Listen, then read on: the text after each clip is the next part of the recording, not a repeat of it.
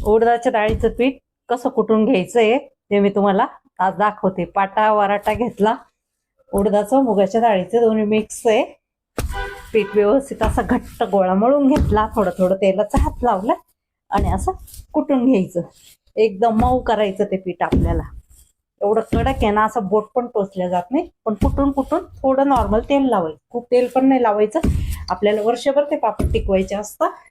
तेलाने असा खूप वास येतो, त्याच्यामुळे आपल्याला थोडं थोडं तेलाचा वापर पण करायचा आहे. जेवढं पीठ व्यवस्थित कुटून घेतलं ना, तेवढा आपला पापड हा पिवळा येतो आणि खायला पण चवदार लागतो.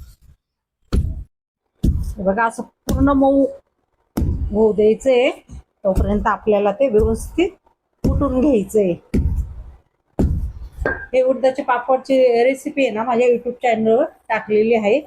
तुम्ही युट्यूब चॅनलवर जाऊन बघू शकता पूर्ण रेसिपी. तेलाचा हात घेतला, बघा असं आपल्याला आता ते लांब लांब असं करून घ्यायचं.